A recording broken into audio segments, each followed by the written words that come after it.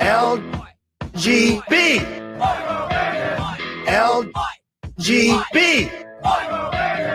LGB. LGB.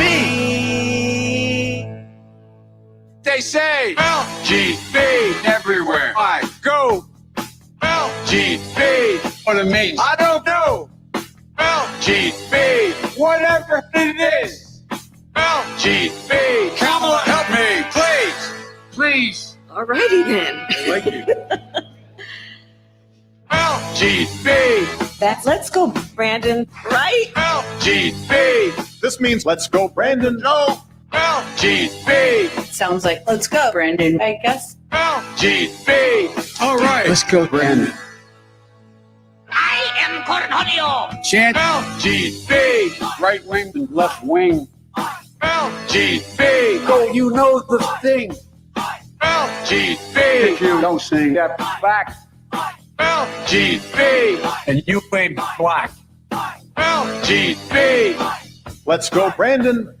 LGB. Let's go, Brandon. LGB. Let's go, Brandon. FJB. Let's go, Brandon. I'm Joe Biden, and I forgot this message. Greetings, my dear friends. Welcome to a live episode of Reading Epic Threads. I'm your host, Patrick Gunnels, joining you from Houston, Texas. This January 27th, 2024 at 3:02 p.m. Central Standard Time. I've got an Angelpaste announcement for you. I'm really excited about it because I've been waiting for it for a while. My very favorite kind of Angelpaste is now available in very limited quantities. So I really wanted to bring it to you, my very favorite humans in the entire world, you who watch Reading Epic Threads. So I'll get to that in just a second. In general, I'm really excited about it because we're about to, we're going to be expressing it to the wider Badlands community as well. But I want it to be right here first, just to give you guys the first crack at these awesome gift boxes. But I'm also really thankful to Ash in America, my co-host on The Brief. She asked me if she could write some copy for the Angelpaste ad. So without further ado, I think I'm going to go ahead and just read Ash's copy for this, and let me know what you think in the chat, of course. Thank you, everybody, for being here. Of course, do me a big favor and smash that thumbs up button. I know there's only 73 of you watching right now. That number does tend to climb as the show goes on. But we're going to be doing some Erik Carlson, some Brian Cates, and who knows what else. But this is a live show, very informal, and I'm going to be hopefully using the audio from the Brian Cates piece as my also the audio that I do for the Brian Cates Substack. So is there going to, my love, is there going to be crackling in this particular episode? Should I stick to stuff that we're not making audio files for? Like the next 5 minutes. Oh, that doesn't count. Okay, no big deal. So we'll probably just go ahead and talk about the Angelpaste awesomeness. I'm going to read this copy right now. Angelpaste is the best lotion the world has ever known. And Patrick and Barbara elevated all of our Angelpaste experience with their limited time release of Vanilla Angelpaste late last year. Vanilla went fast, and it won't be returning until January 2025. If you missed out on Vanilla, don't miss out on Rose. Now, just in time for Valentine, we are excited to release Rose Angelpaste, and it won't last long. Invented by my sister Barbara, manufactured at her home in Spring, Texas, Angelpaste consists of only pure food-grade plant oils extracted from those plants using only cold, non-chemical processes. Rose essential oil has natural pain-relieving properties, combats anxiety and stress, and even contains antibacterial and antifungal properties. Antimicrobial properties would be a better way of putting it.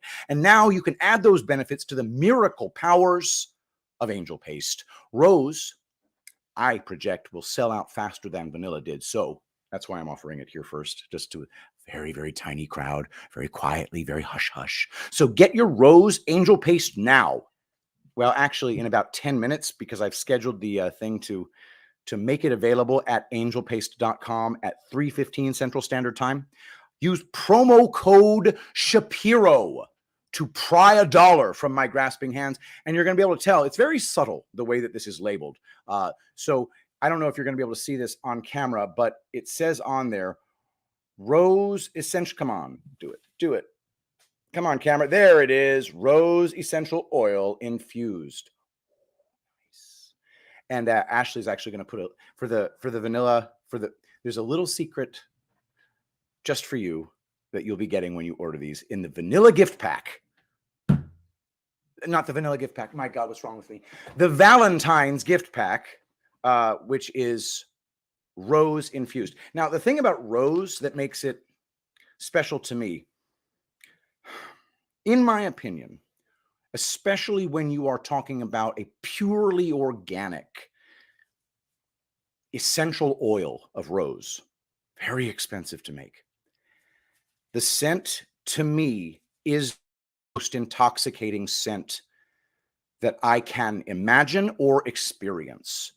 So when Barbara used to make Rose Angel Paste all the time years ago, because everything was scented and she scented every single bottle because we were operating at such smaller volume, I was just always excited when she made fresh rose. Guys, this is not going to last. There's just nothing like a Rose Angel Paste, guys. It's the greatest thing ever. So go to angelpaste.com in about 8 minutes. Oh, one of these bottles is mine. You know, my personal rose bottle. It's mine. You can't have it. There we go. All right. So thank you everybody for being here. You're my very favorites. So I really hope that you will, for one, smash that thumbs up button. Thank you very much.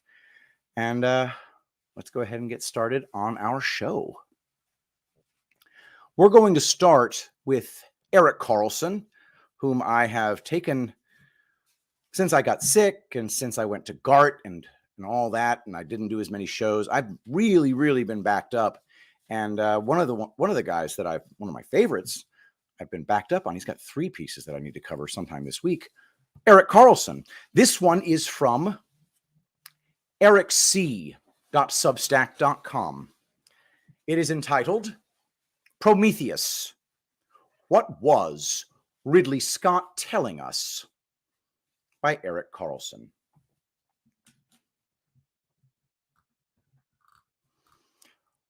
Recently, I wrote a piece on pop star Robbie Williams and his stance against child trafficking. I watched the 4-episode documentary on Netflix about Williams not only because I like his music, but more importantly, Ridley Scott's production company produced the documentary. When Ridley Scott talks, I listen. Where We Go One, We Go All was from the Ridley Scott movie White Squall.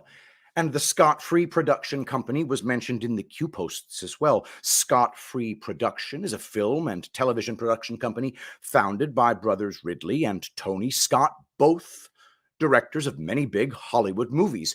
Tony Scott jumped from a bridge to his death in 2012.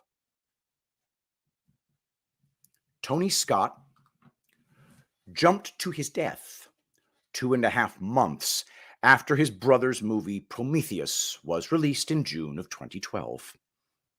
I remember watching Prometheus within a year of the movie coming out and had a hard time staying awake. Likely because I was the parent of 2 small children at the time. I chose to watch it again the other day when I realized Ridley Scott directed it, and no, I don't believe Tony Scott killed himself. Many years ago, as a boy too young to watch rated R movies, I watched the 1979 sci-fi horror classic Alien, directed by Ridley Scott. I had no idea who Ridley Scott was at the time. I had no idea to look for symbolism in Scott's movies. I've seen many of his movies and didn't realize to do this until more recently. I remember when I woke up 6 or 7 years ago and learning Stanley Kubrick put a lot of symbolism in his movies. I rewatched many of his movies. I'll have to write about him at some future time, but just understand that the cabal orgy scene in Eyes Wide Shut that he refused to cut out of the movie got him killed. I've rewatched Alien a few times since my original viewing without understanding or looking for symbolism in it. I'm talking about it now. I'm rehashing the movie in my mind, having not seen it in years, but now thinking about possible symbolism in it.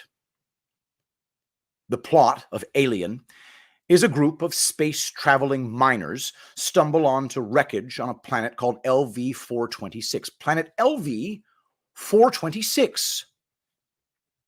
What does the Bible verse Leviticus 4:26 say? He shall burn all the fat on the altar as he burned the fat of the fellowship offering. In this way, the priest will make atonement for the leader's sin, and he will be forgiven, a burnt offering for the atonement of sins. The key here, I believe, is sin. A fat offering is also mentioned in the Greek mythological story of Prometheus. Back to the plot. While exploring the wreckage on the planet LV-426, an alien creature attaches itself to a crew member's head. Later, it detaches itself, and the man seems to be no worse for the wear. Unknown to everyone on the mining ship, the alien creature has basically injected a parasitical creature into his throat, which gestates in his stomach. With a very short gestation period, a creature famously bursts from the man's chest while the crew is eating a meal together. The creature escapes and grows, killing each crew member one by one. Unknown to the other crew members aboard the spacecraft, one of the crew is actually an android. During the stalking of the crew, the android tries to protect the alien creature. Eventually, the last crew member alive jettisons the murderous alien creature into space. So, where's the symbolism? In the book of Genesis, we learn sin entered a perfect world by Adam and Eve ingesting the forbidden fruit. Once Adam and Eve sinned against God by eating from the tree God forbade them to eat from, sin entered the world, and death and destruction soon followed. Ingesting the alien that grew in the space crew member's body represents eating the apple. The creature bursting from his chest and killing all but one represents the fall of man, the death and destruction that comes from sin, the death and destruction of all but one. Who do we know didn't fall prey to sin and ultimately conquered death? Sometimes there are multiple meanings to symbolism, and I believe the plot of Alien also points to the Cabal. The Cabal are parasites who bring misery and death to the world.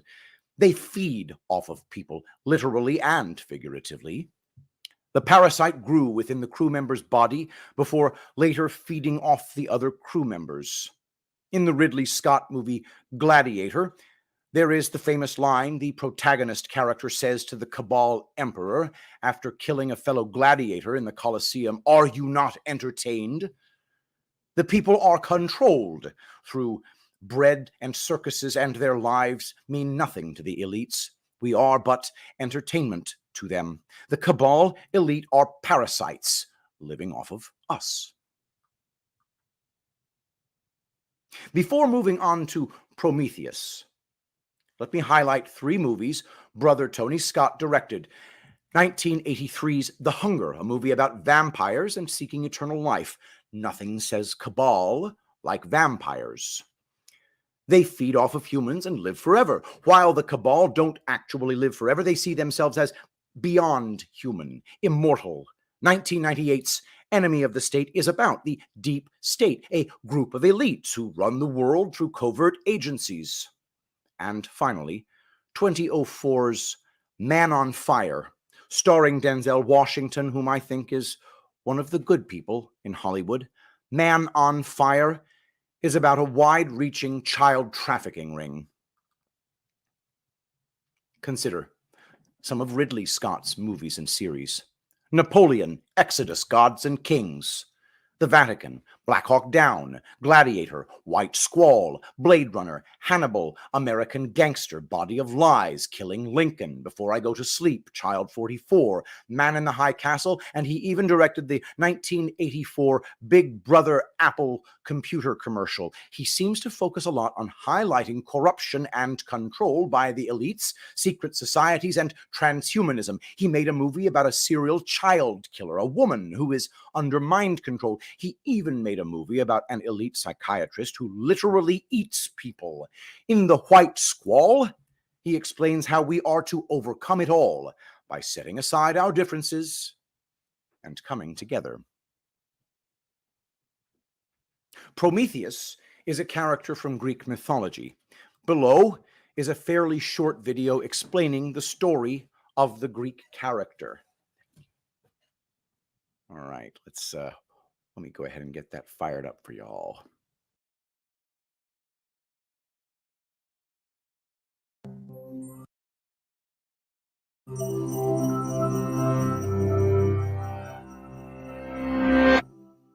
Before the creation of humanity, the Greek gods won a great battle against a race of giants called the Titans. Most Titans were destroyed or driven to the eternal hell of Tartarus. But the Titan Prometheus, whose name means foresight, persuaded his brother Epimetheus to fight with him on the side of the gods. As thanks, Zeus entrusted the brothers with the task of creating all living things. Epimetheus was to distribute the gifts of the gods among the creatures. To some he gave flight, to others the ability to move through water or race through grass. He gave the beasts glittering scales, soft fur, and sharp claws. Meanwhile, Prometheus shaped the first humans out of mud. He formed them in the image of the gods, but Zeus decreed they were to remain mortal and worship the inhabitants of Mount Olympus from below. Zeus deemed humans subservient creatures, vulnerable to the elements and dependent on the gods for protection. However, Prometheus envisioned his crude creations with a greater purpose. So when Zeus asked him to decide how sacrifices would be made, the wily Prometheus planned a trick that would give humans some advantage.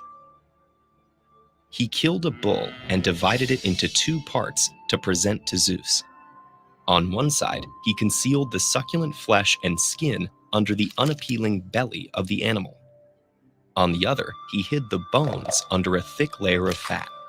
When Zeus chose the seemingly best portion for himself, he was outraged at Prometheus's deception. Fuming, Zeus forbade the use of fire on Earth, whether to cook meat or for any other purpose. But Prometheus refused to see his creations denied this resource. And so he scaled Mount Olympus to steal fire from the workshop of Hephaestus and Athena. He hid the flames in a hollow fennel stalk and brought it safely down to the people. This gave them the power to harness nature for their own benefit and ultimately dominate the natural order. With fire, humans could care for themselves with food and warmth, but they could also forge weapons and wage war. Prometheus's flames acted as a catalyst for the rapid progression of civilization. When Zeus looked down at this scene, he realized what had happened. Prometheus had once again wounded his pride and subverted his authority. Furious, Zeus imposed a brutal punishment. Prometheus was to be chained to a cliff for eternity. Each day, he would be visited by a vulture who would tear out his liver, and each night his liver would grow back to be attacked again in the morning. Although Prometheus remained in perpetual agony, he never expressed regret at his act of rebellion. His resilience in the face of oppression made him a beloved figure in mythology. He was also celebrated for his mischievous and inquisitive spirit, and for the knowledge, progress, and power he brought to human hands. He's also a recurring figure in art and literature. In Percy Bysshe Shelley's lyrical drama Prometheus Unbound, the author imagines Prometheus as a romantic hero who escapes and continues to spread empathy and knowledge.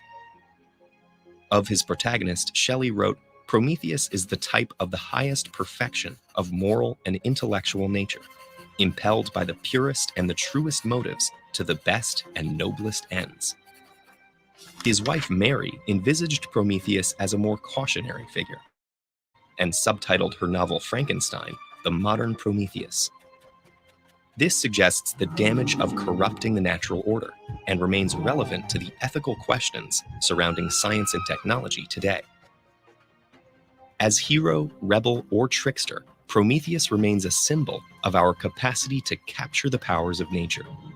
And ultimately, he reminds us of the potential of individual acts to ignite the world. TED-Ed is a nonprofit. If you value our work, please consider supporting it on patreon.com/TEDEd.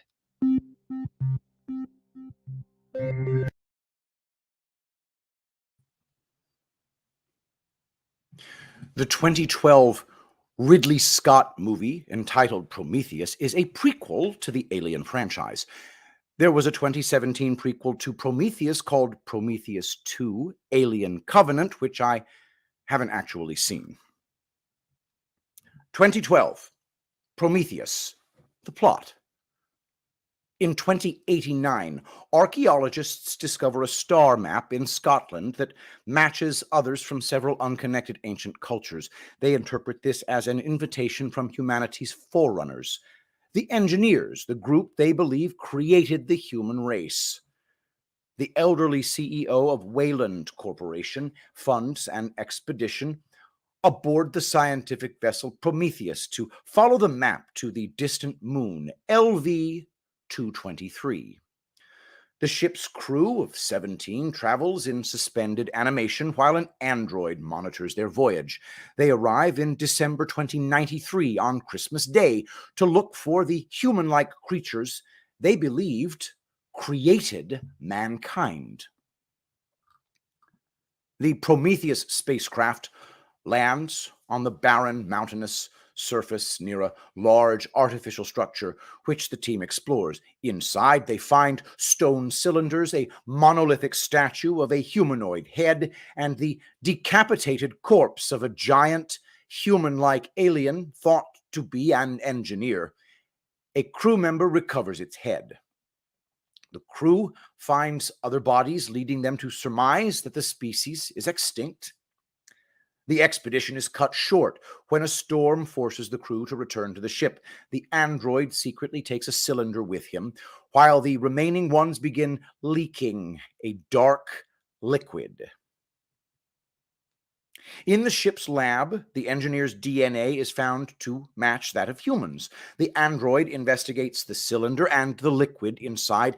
He intentionally taints a drink with the liquid and gives it to an unsuspecting crew member who had stated he would do anything for answers. The captain of Prometheus speculates that the structure was an engineer military base that lost control of a virulent biological weapon, the dark liquid. Through exposure to the dark liquid and ingestion of snake-like creatures that mutated from worms, some crew members mutated into creatures with superhuman strength and attacked the other crew members, killing several before being killed themselves. With a crew, now half of what it once was, Wayland and team members return to the alien structure that also houses a spacecraft and discover an engineer who appears to still be alive in a hypersleep chamber. The android wakes the engineer from stasis and speaks to him in an alien language. The engineer, a large human-like alien, kills a couple of Prometheus's crew before reactivating its spacecraft. Believing the surviving engineer is going to take the bioweapons to Earth to destroy mankind, the remaining crew members back on the spacecraft called Prometheus sacrifice themselves by ramming the Prometheus into the alien craft as it starts to take off. After the destruction of the alien spacecraft and Prometheus, the lone surviving crew member of the Prometheus, with the help of the android, finds and launches another engineer spacecraft, intending to reach the engineer's homeworld in an attempt to understand why they wanted to destroy humanity. The symbolism in the movie is everywhere.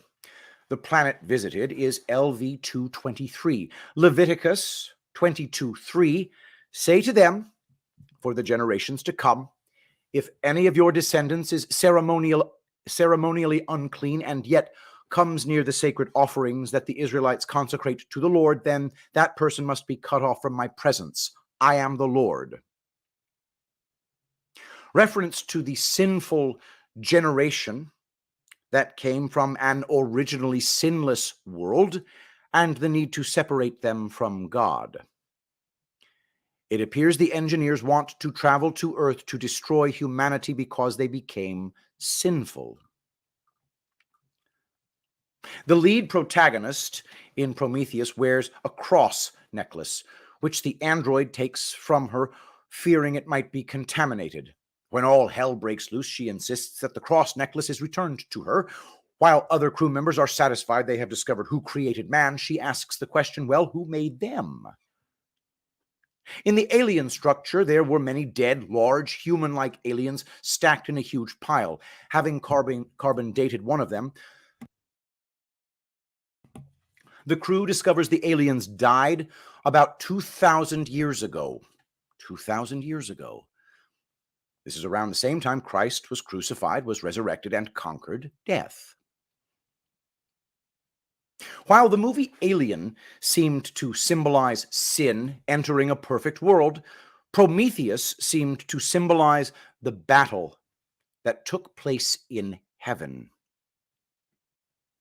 Revelation 12, verses 7 through 10. Then war broke out in heaven. Michael and his angels fought against the dragon, and the dragon and his angels fought back. But he was not strong enough, and they lost their place in heaven. The great dragon was hurled down, that ancient serpent called the devil or Satan, who leads the whole world astray. He was hurled to the earth and his angels with him. In the mythical story of Prometheus, we learn Prometheus formed man from mud, obviously stealing it directly from Genesis, where God creates man from dust. Prometheus rebels from the Greek gods by giving fire to the humans, or rather technology, and he is banished to eternal damnation. It sounds a lot like Satan being thrown out of heaven for rebelling against God, to eventually suffer eternally in the lake of fire. In the movie Alien, an android tries to protect the creature that represents death. In Prometheus, an android tries to protect the black liquid bioweapon that mutates the aliens and humans into monsters. Technology and science are used to protect the death and destruction causing sin. This reminds me of how science and technology have been used to turn man from God. Science is used to explain away the mysteries of God. Science and technology have become a god to man. I remember hearing a few years ago that Elon Musk said people in Silicon Valley are trying to create AI, artificial intelligence, for them to worship as a god. The large, human-like aliens in Prometheus make me think of the Nephilim in the Bible. The Nephilim are mysterious beings or people in the Hebrew Bible who are described as being large and strong.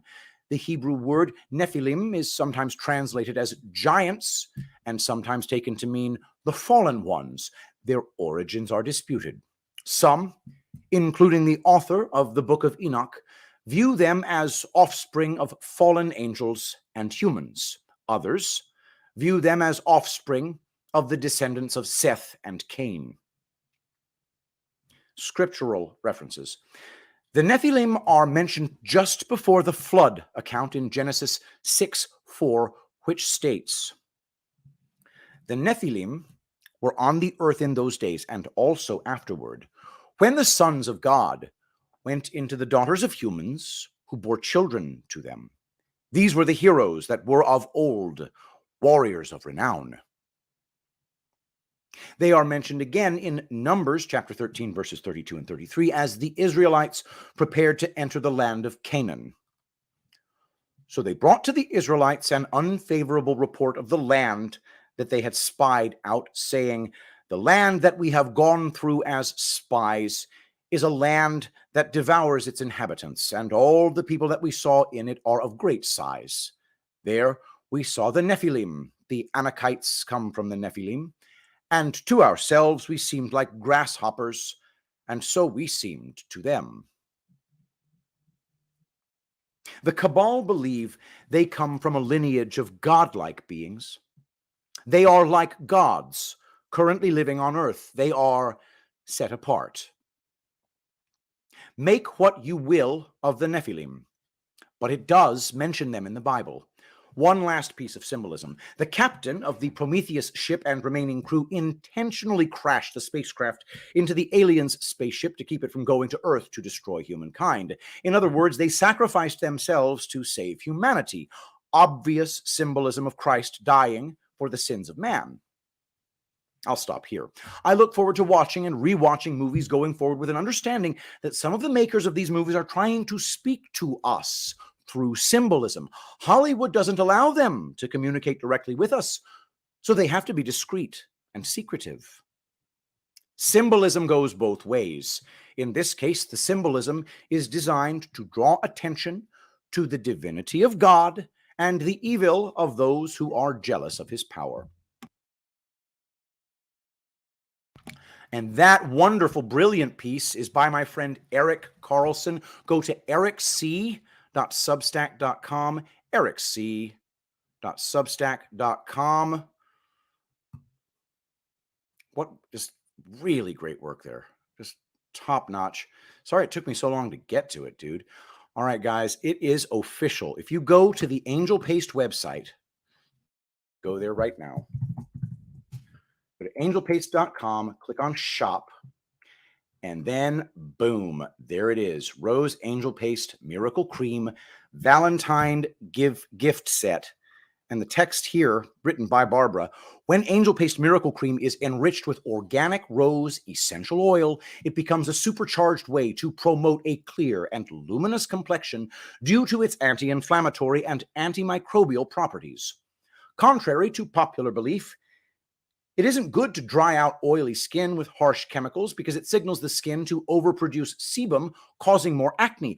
Rose essential oil can help balance oil production, making it the perfect acne-fighting ingredient, while Angelpaste Miracle Cream gives the skin that radiant, light-reflecting glow. Rose essential oil has also been shown to be anti-aging, wound healing, and mood enhancing, which makes it a perfect gift for your loved one. Get your gift set of 2 bottles, 8 ounces of Angelpaste Miracle Cream Rose, and 8 ounces of the original unscented in a gorgeous white box, elegantly wrapped in red tissue paper and a red satin ribbon. Supplies are limited. All right, and that's where you place the quantity for your order. When I say supplies are limited, I really freaking mean it. I'm not going to tell you how many. I hate the fact that the workflow involves individually shaking each bottle for obvious reasons. But this is such a wonderful Valentine's gift. These are mock rose petals that go in it, rose-colored tissue paper, red ribbon, and then the bottles are snugly packed in here. The rose, unscented. I mean, guys, this is just a great Valentine's gift. Go to angelpaste.com, use promo code Shapiro. Supplies are very limited, and I'm offering it here on Reading Epic Threads. It is now available. But you Reading Epic Threads people deserve first crack at this. They are going to vanish pretty darn quickly. Now, you can also, I'm not going to, there are other ways to get rose angel paste. You can buy your own essential oil, but just buying this rose essential oil, I will say this, buying this rose essential oil on its own is very expensive.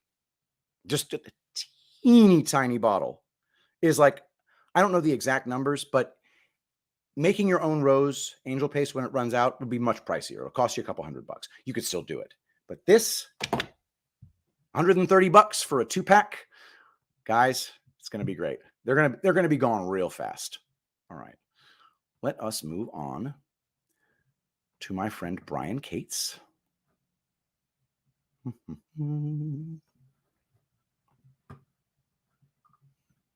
Counterinsurgent grapefruit at his last bottle. Grapefruit essential oil is much less expensive.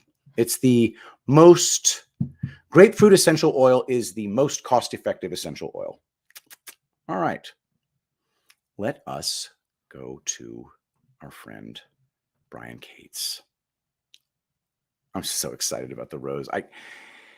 Having the scent of rose in my lotion just changes my outlook on life. All right, next. Give it a rest, Conservative Inc. You're being tuned out because even now you refuse to admit that last presidential election was stolen from Trump. By Brian Cates. When news reached President Donald J. Trump that the Republican National Committee, RNC, was preparing to end this completely foregone primary season now that all the other candidates have dropped out besides the delusional Nikki Haley, and vote to simply declare Trump the party's presidential nominee, he immediately issued this response on his Truth Social account.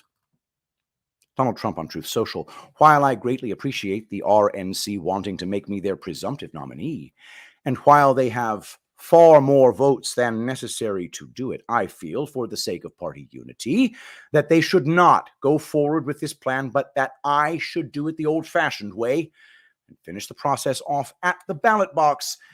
Thank you to the RNC for the respect and devotion you have shown me.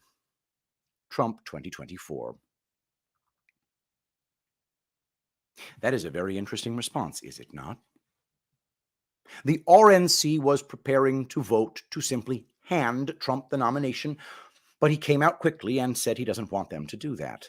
Thus far, only Iowa and New Hampshire have held their votes, and Trump says he wants the voters in the other 48 states and territories that have not held their primaries or caucuses yet to know that their vote still counts. So, in a boss move, he turned down this offer of the nomination on a silver platter, and this now creates problems for the people who were hoping he would eagerly grab that silver platter with both hands. Many of these people are still hoping to argue that Trump's massive popularity is only an illusion, it's not real, and is a Trump campaign team creation. Had Trump opted to take the nomination now, before more states have voted, these people would be able to continue using that talking point to claim making Trump the nominee is a big mistake because his widespread popular support is only a carefully crafted image. What else might Trump be doing? What issues might he be forcing by refusing to have the presidential nomination simply handed to him? Well, for one thing, we are realizing we do not currently have an accurate picture of the GOP electorate right now. 2 states into the primary season, because the present Republican system for holding primaries and caucuses in many states are unsecure and compromised, especially in the blue or purple states. Is Trump trying to call attention to this fact? While Iowa wasn't likely skewed all that much by Democrat operatives changing their party status with the help of dark money NGOs like Primary Pivot to cross over and vote for Nikki Haley, about 70% of the 140,000 plus votes Haley got in New Hampshire were from people who were not members of the Republican Party, and that's a massive problem. 70% of 140,000 votes is 98,000. What should have been a 20-point, massive Trump blowout win was reduced to an 11-point win, 54.3% to 43.2%. It appears that allowing non-Republican voters to swarm into the GOP primary to vote cut Trump's victory margin by as much as 8 to 9 points. Wouldn't the best way to get an accurate read on who the GOP party base in each state wants to nominate for a public office be to allow only party members to vote? Sure. It's a simple concept to state. So why have so many state GOP leadership set up their primary caucus rules to allow non-party members to directly influence the outcome? Why do they allow undeclared people to vote? And pollsters like Rich Barris, People's Pundit on X, of Big Data Poll, are hearing that the Haley camp thinks Democrat rent a mob for a day voters can help her flip some close races in some of the blue states that will be holding their primaries on Super Tuesday, which is a big reason she's planning to stay in the race to at least March 5th, after she suffers what is shaping up to be an epic ass-kicking in her own home state of South Carolina. Rich Barris on Twitter: Democratic assistance has convinced a lot of them around her that she can win blue states on Super Tuesday with Democratic votes, even if she loses South Carolina. Byron York knew Nikki Haley's unfixable problem, Washington Examiner. It is indeed an exceptionally bad look for the current RNC party leadership that the sole remaining candidate's campaign team appears to be openly courting Democrat NGOs like Primary Pivot to encourage hordes of Democrat crossover voters to come vote in the GOP race in their state to help them stop Trump. Intentionally or not, Haley and her campaign team and the donors behind her have cast a massive spotlight on a major problem with how the current GOP primary/caucus system is set up. Why are large numbers of people who aren't even Republican Party registered being allowed to drop in for one single day and vote to influence GOP elections? How long has this been going on? And it should be pointed out that this primary season voting isn't about just determining who gets the party's presidential nomination. There are plenty of down-ballot races that matter also at the state and local county level. What sense does it make to leave the door wide open to allow Democrat NGOs like Primary Pivot to directly influence voting that should be about the Republican base alone, expressing its preferences for those local and state offices? Of course, it's far too late to change the existing rules now that the primary season is already getting underway. The end result of this is going to be uniparty dark money NGOs that helped set up the 2020 election rigging and theft, continuing to pour millions of dollars into ginning up stealth Democrat rent a mob for a day voters in the GOP primaries to try to blunt, obscure, and hide the true size of Trump's base, while also directly impacting many of the smaller state and local elections. Some people are concerned about Trump having to continue rallies and do campaign spending on what are essentially primaries, where the outcome is a foregone conclusion. No matter how much the uniparty NGOs spend, Trump is very likely to win every single GOP primary. Perhaps that's the point. Perhaps Trump wants it demonstrated at the ballot box just how large his base of support actually is.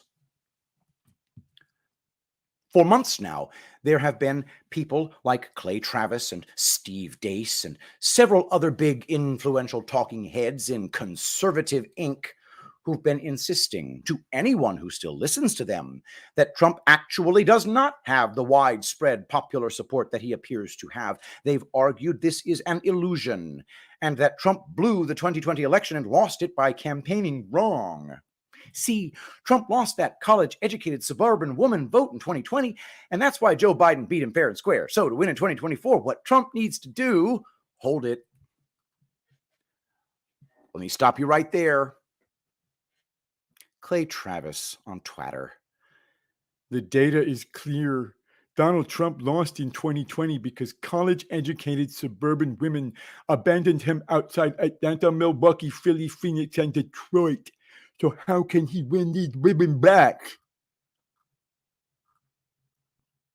When Clay Travis and Steve Deace and several others simultaneously began advancing this argument about how Trump lost the 2020 election, I made this response: Trump bettered his 2016 vote total by almost 8.25 million votes. He did not lose the 2020 election, and it is infuriating to see top influencers spouting this crap, especially in light of all the election fraud evidence that has surfaced over the past 3 years.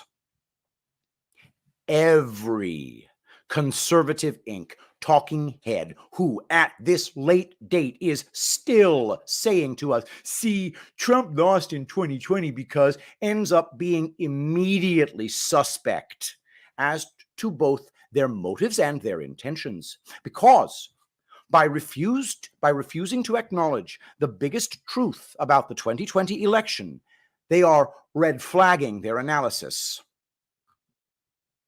They can't reach people like me, who covered the massive and blatant theft of the 2020 election as it was occurring, and who reported on the aftermath of that election theft.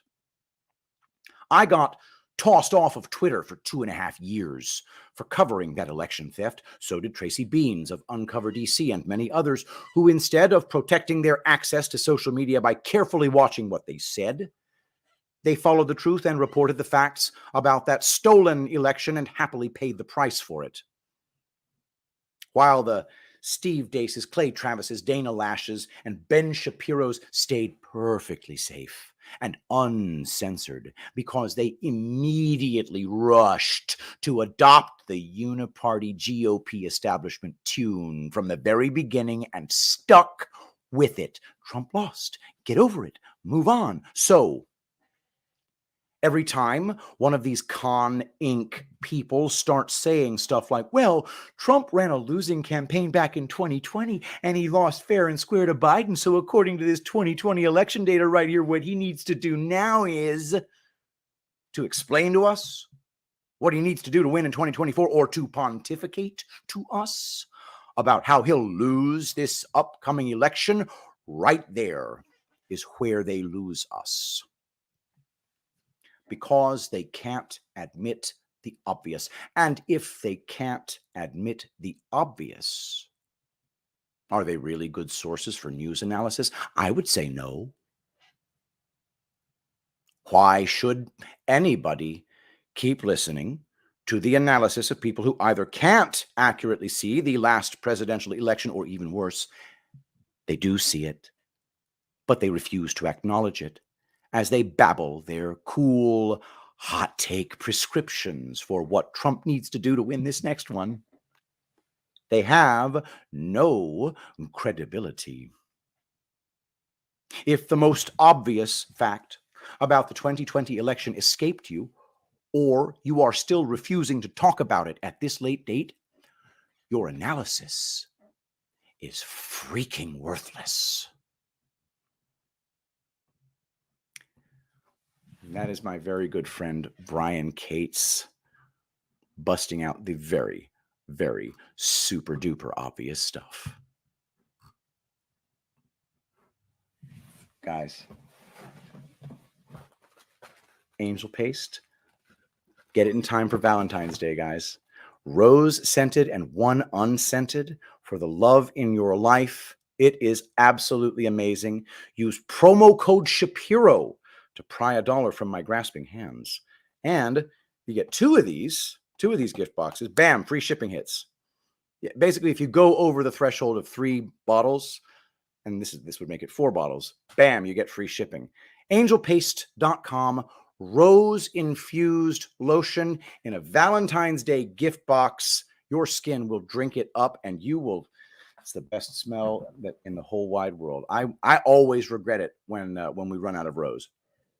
All right, so don't forget tonight, I will be on the Devolution Power Hour. I will also be doing Reading Epic Lit, the second part of Chapter 2 of the Fourth Turning. I've been having to keep my reading kind of short because, I've been sick and, I start coughing. As you could see, I did the same thing while I was doing the Brian Cates piece. But anyway, thank you to Erik Carlson. We'll be covering much more of him in the days to come.